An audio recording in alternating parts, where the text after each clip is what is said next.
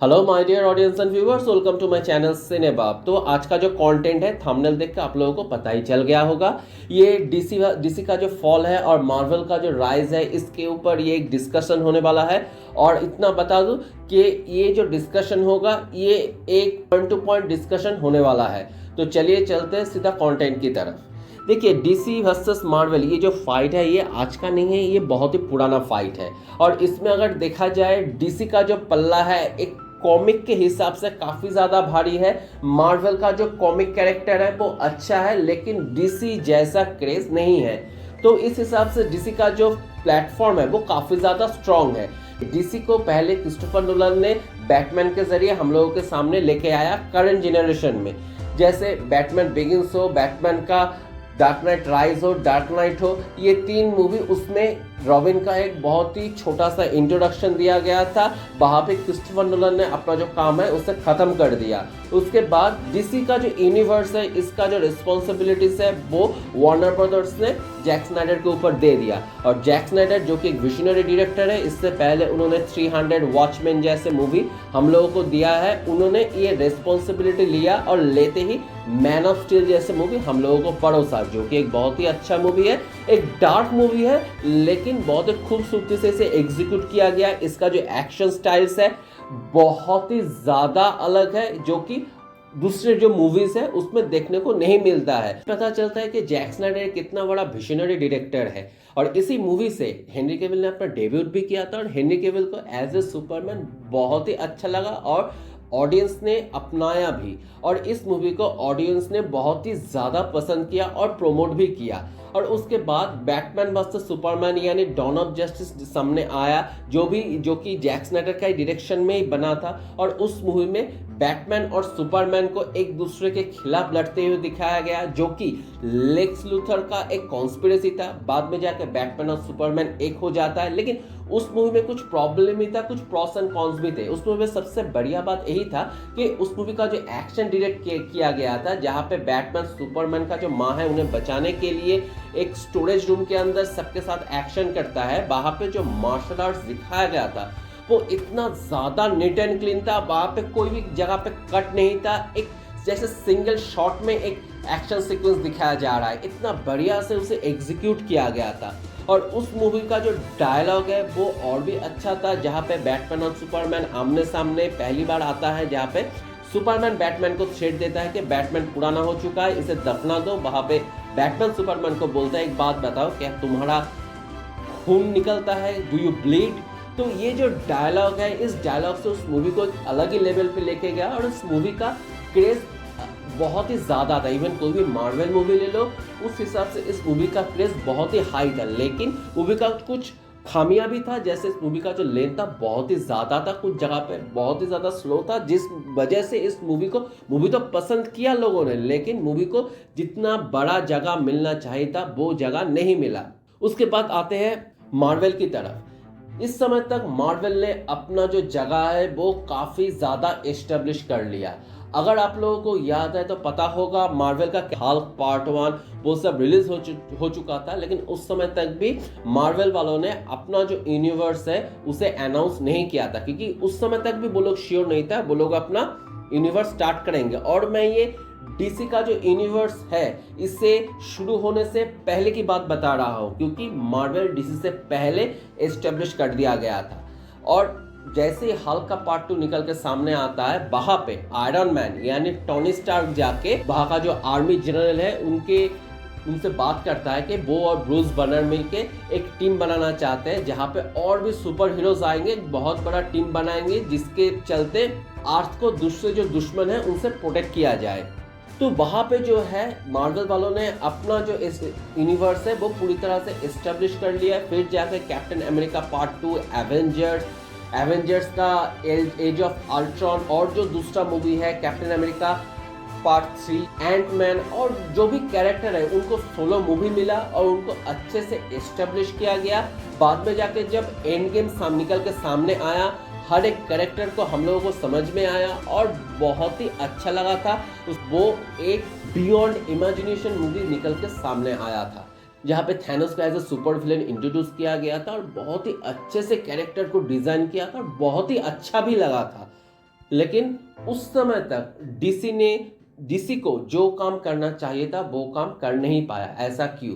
जैसे Batman versus Superman खत्म होके जस्टिस लीग का पहला पार्ट जहां पे सारे के सारे सुपर हीरो को एक साथ असेंबल किया जाएगा, वो मूवी बनाने वाला होता है, उस शूटिंग के दौरान जैक स्नाइडर का जो लड़का है उनका डेथ हो जाता है, वो शूटिंग से हट जाता है। शूटिंग लगभग खत्म ही हो चुका था, लेकिन कुछ चीजें, कुछ प्री प्रोडक्शन का काम था वो बाकी था। हालांकि जैक स्नाइडर का जो मूवी है वो काफी लेंदी होता है, तो वार्नर ब्रदर्स ने जॉश व्हीडन को इसका रिस्पॉन्सिबिलिटीज दिया और जॉश व्हीडन ने इस मूवी को तोड़ मरोड़ के एक्स्ट्रा कुछ शूट करके ऐसा मूवी लेके सामने आया जहां पे दूसरा जो कैरेक्टर है, जैसे साइबॉर्ग हुआ, फ्लैश हुआ, इन लोगों को तो इंट्रोड्यूस किया गया, लेकिन इतना खराब तरीके से इंट्रोड्यूस किया गया कि पूरा का मूवी है वो पूरी तरह से गिर चुका था और फैंस जो है वो गुस्से से लालम लाल था। इवन सबको देखिए, डीसी का जो मेन फैंस है वो यूएसए में ज्यादा है, लेकिन इवन इंडिया में भी डीसी का जो फैंस है वो भी, उनको भी पसंद नहीं आया था। खास करके मुझे भी डीसी का मूवी पसंद है, मुझे भी पसंद नहीं आया था, लेकिन चलो जो भी था वही, उसी से काम चलाना पड़ा।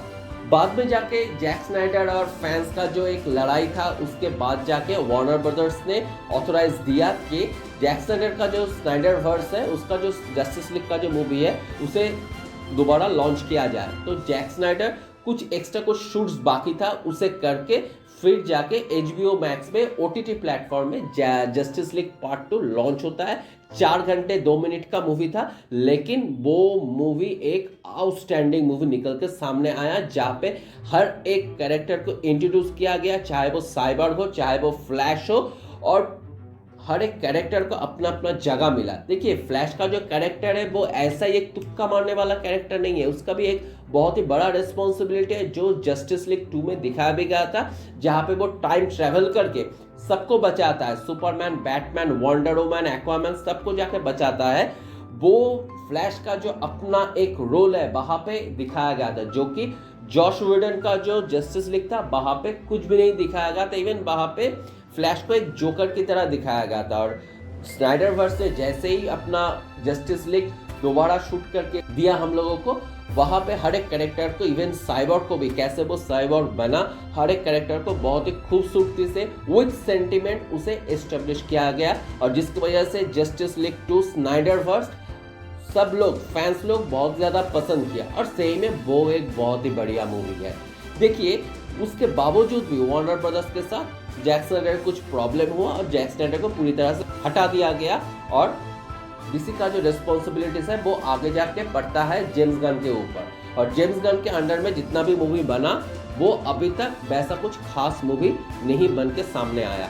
चाहे वो एक्वामैन 2 ले लो, या फिर दूसरा मूवी ले लो, या फिर आपका अपना फ्लैश ही ले लो। देखिए, फ्लैश एक ऐसा मूवी था जिसके ऊपर बहुत ही ज़्यादा भरोसा था फैंस का, बहुत ही ज़्यादा एक्सपेक्टेशन था, और फ्लैश के लिए जो क्रेज था वो बहुत ही हाई लेवल क्रेज था। लेकिन इस मूवी को भी वो वैसा डीसी का मूवी बना नहीं पाया जिसका सपना डीसी फैंस जो देख रहा था।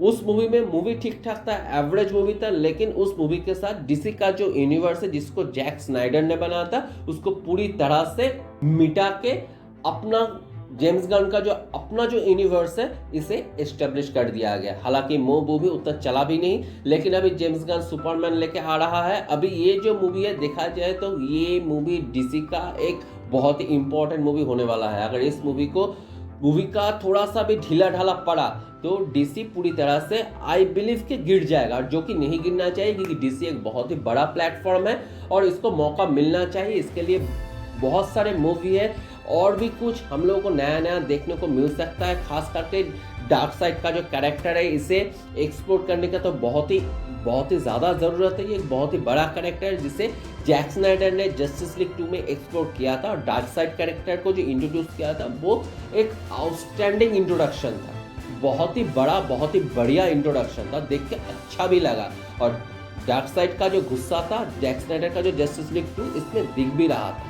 अभी इस तरफ आता है मार्वल की तरफ। मार्वल में अभी फेज 4 चल रहा है। आफ्टर एंड गेम मार्वल वो मूवी हम लोगों को दे नहीं पाया जो मूवी के लिए हम लोग बहुत ही ज़्यादा एक्सपेक्ट कर रहे थे। अगर थॉर लव एंड थंडर बताए जहाँ पे थॉर को थोड़ा बहुत जोकर की तरह दिखा दिया, जहाँ पे ज्यूस को एक अजीब टाइप का कैरेक्टर दिखा दिया, उसके बाद अगर कोई और मूवी आए कि डॉक्टर स्ट्रेंज का मल्टीवर्स ऑफ मैडनेस, वो भी कुछ खास नहीं था। और उसके बाद आता है जो वेब सीरीज निकल के सामने आया मून नाइट का, वो भी खास नहीं था। उसके बाद आपका आता है लॉकी का, हाँ लॉकी का सेकेंड सीजन, वो एक अच्छा मूवी, अच्छा वेब सीरीज निकल के सामने आया। और इधर पे अगर देखा जाए दो जो मूवी सबसे बढ़िया सबसे आउटस्टैंडिंग था वो था स्पाइडरमैन की movie after Endgame, no way home और फार फ्रॉम होम। ये दो मूवी सही में एक बहुत ही अच्छा मूवी मार्वल प्लेटफॉर्म से निकल के सामने आया।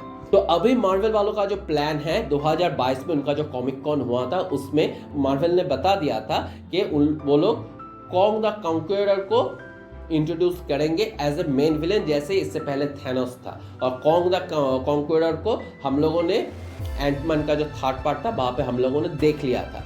तो अभी आते हैं मार्वल के फ्यूचर के ऊपर। देखिए मार्वल का जो ग्राफ है अभी भी थोड़ा नीचे है, लेकिन मार्वल जो प्लेटफॉर्म अपना सेट कर लिया वो आगे जाके अपना ग्राफ ऊपर कर लेगा, क्योंकि बहुत से मूवी मार्वल का आने वाला है। और मूवी निकलने के बाद वो अपना, इससे पहले मार्वल अपने मूवी को जिस लेवल पे लेके गया था उस लेवल पे तो दोबारा लेके जाएगा, जहाँ पे एक बहुत ही बढ़िया कुछ हम लोगों को देखने को मिलेगा। इस हिसाब से मार्वल का जो फ्यूचर है अभी के हिसाब से पकड़ सकते हैं कि हम लोग ये सेट है, लेकिन डीसी का फ्यूचर जो है वो अभी तक सेट नहीं है। हालांकि डीसी से जो एक्सपेक्टेशन है वो काफ़ी ज़्यादा है हम लोगों को, क्योंकि डीसी एक बहुत ही नोन कॉमिक है।